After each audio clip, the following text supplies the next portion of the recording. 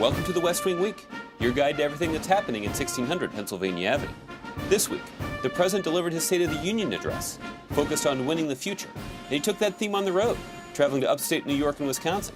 That's January 21st to the 27th, or to build stuff and invent stuff. We're going to build stuff and invent stuff. On Friday, January 21st, the President traveled to Schenectady in upstate New York, accompanied by several members of the New York congressional delegation. Schenectady has been home of General Electric since the company's inception more than 100 years ago. The President got a chance to look around with CEO Jeffrey Immelt and see the company's state-of-the-art wind turbines and the workers responsible for GE's success. GE's home. Pretty impressive looking place. This is a real factory. This is a serious factory. Companies like GE, who specialize in advanced manufacturing, are at the heart of restoring American competitiveness. Just one of the reasons President Obama is naming Jeffrey Immelt the chairman of his Council on Jobs and Competitiveness. But in an ever-shrinking world, our success in these efforts will be determined not only by what we build in Schenectady, but also what we can sell in Shanghai. For America to compete around the world, we need to export more goods around the world. That's where the customers are, and we want to sell them products made here in America.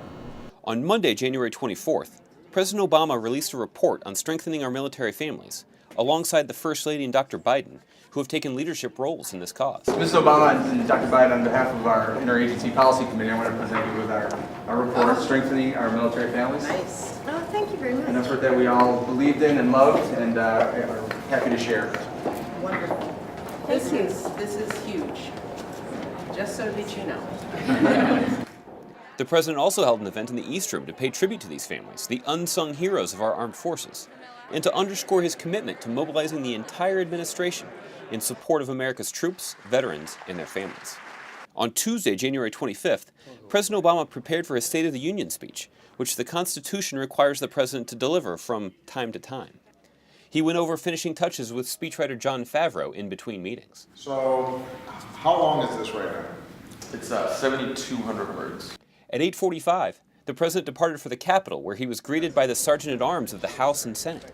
They escorted him to the Speaker's office, where President Obama greeted members of the congressional leadership. Mr. President, good to see you. How are you? You doing well? Doing good. How about Good. you? I'm doing First great. Lady, okay? She is doing fabulous. Tom Price from Georgia. He hit the floor of the House of Representatives at 9 p.m. to outline his vision for winning the future and what we must do to secure prosperity for ourselves and future generations of Americans. We know what it takes to compete for the jobs and industries of our time. We need to out-innovate, out-educate, and out-build the rest of the world.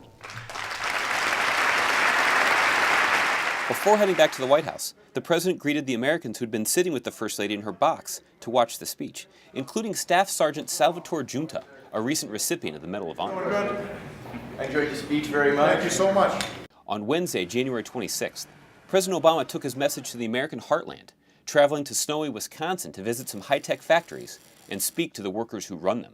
The first stop was at Orion Energy Systems, a company that designs, manufactures, and deploys energy efficiency and renewable energy technology. We bring the old light fixtures back that we take out and do a complete recycling here. We harvest all the precious metals so nothing is landfilled. That's outstanding. After taking a tour, the President spoke to workers about ways to keep America competitive in order to create jobs and grow the economy. Last night I gave this little speech that I have to do once in a while. And what I said was, in this new and challenging time, when America is facing tougher competition from countries around the world than ever before, we've got to up our game. We're going to need to go all in. We're going to need to get serious about winning the future. Before heading back to Washington, President Obama also got the chance to tour the Scana Aluminum Company and Tower Tech Systems. The high-tech manufacturing on display at all these factories in Wisconsin will be a big boost to Americans all over the industrial heartland, putting Americans to work doing what Americans do best, out-innovating, out-inventing, and out-competing anyone in the world. On Thursday, January 27th, the President, who called for hiring 100,000 new science and math teachers in his State of the Union speech, greeted winners of the Presidential Awards for Excellence in Science, Mathematics, and Engineering Mentoring. This is my number one priority, is making sure that our kids can compete in math, in science, in technology, and the only way that happens is that they're getting support in the classroom, but also outside of the classroom. That afternoon, as part of a week-long effort to engage the American people in a conversation about the State of the Union, President Obama answered questions submitted by people across the country via YouTube. You got all these old media people here, you know, what are they doing? To view the full conversation, go to youtube.com/askobama.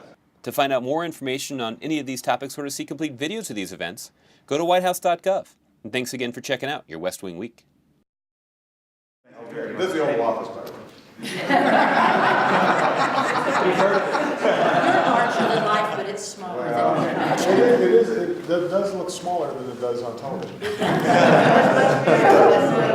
I think the way it's photographed.